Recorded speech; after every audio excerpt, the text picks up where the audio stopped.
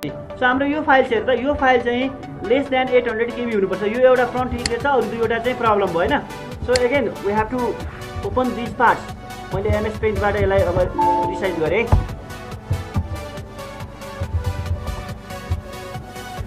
MS पेन्टमा राखेर म यसलाई रिसाइज गर्दैछु।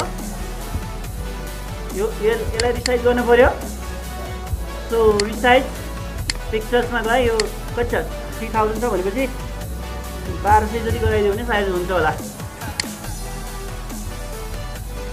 फाइल सेभ गरे। यस्तो साइजहरु है, लेट्स चेक द साइज कति भयो, 600 भयो, ठीक छ हैन। 800 भन्दा 800 भन्दा कम हो नि हैन। फेरि अब यसलाई पनि यो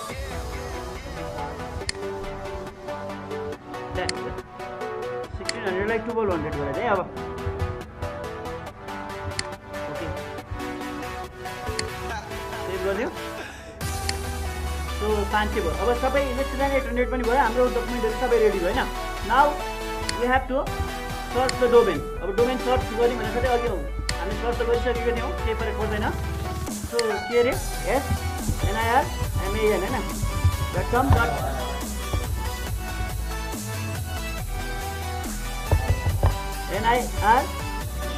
.NIRMAN के भयो कि भएन? खाली छ हैन। snirman.com.np अवेलेबल छ। यहाँ रजिस्टर नाउ। अब now we have to go for the register. Okay let's take it out है। अब यसमा चाहिँ हामीले साइन इन और क्रिएट युजर गर्नुपर्छ सबभन्दा फर्स्टमा। र यसको लागि सबभन्दा फर्स्टमा चाहिँ एक्जिस्टिङ युजर हो भने you have to sign in.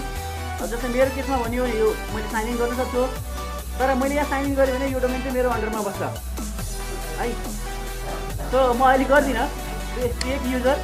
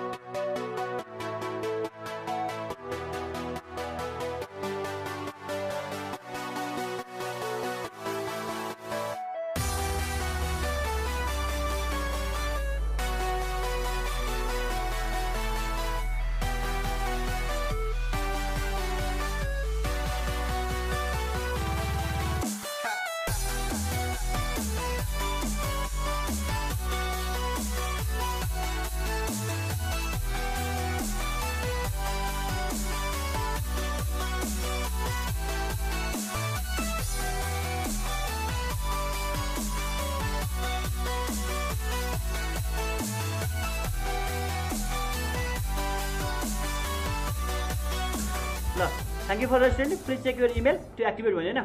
ल तिम्रो इमेल खोला यहाँ एकचोटि। अब यही खोल्नु पर्यो, यहाँ एक्टिभेट गर्नुपर्छ। एड एकाउन्ट जीमेल हो नि हैन अहिलेको नि। ओके के थियो रे? DAMUNA111@gmail.com। आउ पासवर्ड हाल।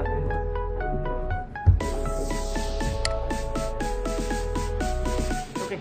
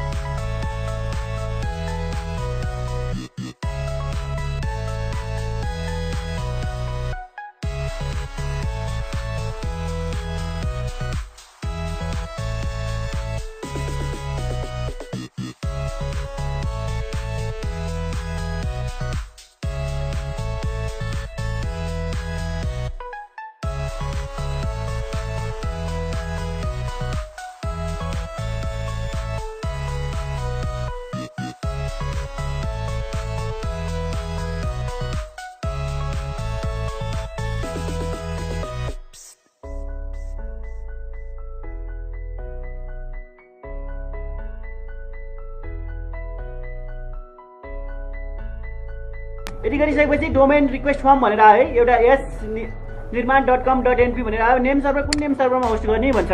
के हो त?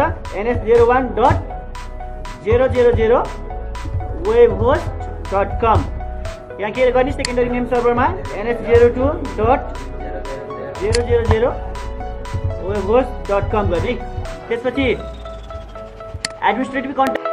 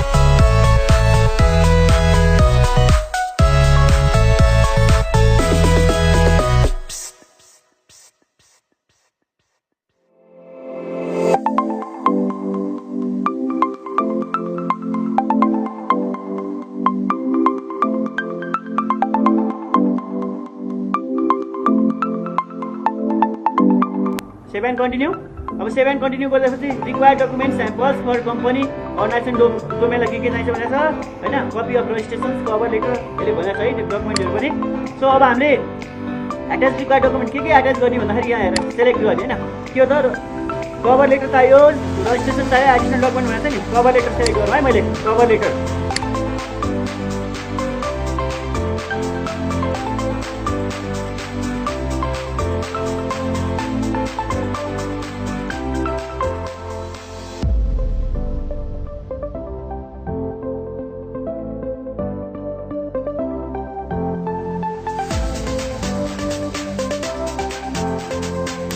नेक्स्ट इमेज पनि हामीले एटेच गर्नु बाँकी छ सो फेरि गर्दियौँ अब चाहिँ के हो त सिटिजनसिपको पनि ब्याक र फ्रन्ट भएको हुनाले एउटै भइदिएर सजिलो हुन्थ्यो पहिला फ्रन्टलाई एटेच गरौँ फेरि यसलाई सेभ गरौँ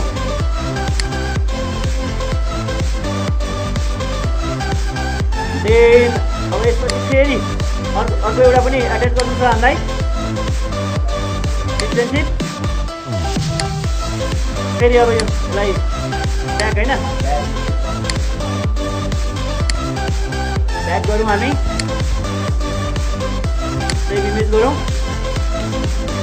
यो डकुमेन्ट पनि सबै राख्यौँ होइन हामीले नेम सर्भर पनि दियौँ रिक्वेस्ट लेटर पनि भयो भनेपछि अब रिक्वेस्ट डोमेन गरिदिउँ अब रिक्वेस्ट डोमेन गरिसकेपछि यहाँ सुन डोमेन स्ट्याटस के छ त इनसफिसियन्ट इन्फर्मेसनले गर्दा चाहिँ डिले हुनसक्छ भनेको छ अहिले तिम्रो चाहिँ के भयो त जस्ट नाउ रिक्वेस्टेड भयो होइन सिरियल नम्बरमा के छ रिक्वेस्ट अन्डर एप्रुभल यो तिम्रो एप्रुभ भइसकेको छैन दे क्यान एप्रुभ अहिले चाहिँ हाम्रो snirman.com.np स्ट्याटस यो domain request is receive and wait for एप्रुभलको लागि वेट छ त्यसपछि यहाँ यो के हुन्छ यो डोमेन चाहिँ एप्रुभ भयो भने तिम्रो you will get the mail thank you for त्यो अघि जुन इमेल राखेको छ त्यो इमेलमा अब यो डोमेन इज अन्डर प्रोसेस भनेर के रजिस्ट्रेसनको लागि प्रोसेसमा छ भनेर आउँछ यो domain is approved and for registration process भन्छ अनि रजिस्ट्रेसन भइसकेपछि फेरि अर्को एउटा मेल आउँछ थ्याङ्क्स यो डोमेन इज रजिस्टर्ड भन्छ त्यसपछि हामी 00 वेबहोस्टमा एउटा अकाउन्ट बनाएर यसलाई हामीले सेयरिङ गर्नु मिल्छ है कमान्ड गर्नु मिल्छ यसलाई हामी बिस्तारै गरौँला अहिले राइट नाउ यो चाहिँ के भन्छ हाम्रो डोमेन रिक्वेस्ट सेन्ड गर्यो अब यहाँ डोमेन यो डोमेन एक्टिभ भइसकेपछि it goes to the active डोमेनमा यहाँ एक्टिभमा जान्छ अहिले तिम्रो एक्टिभमा छ नो डाटा अभाइलेबल इन्डियाको भनेर नि एउटा पनि डोमेन छैन त्यही भएर यहाँ आएन अब पछि यसमा जान्छ है यसलाई गरिदेऊ तिम्रो इमेल यहाँ इमेलमा अहिले आएको छैन है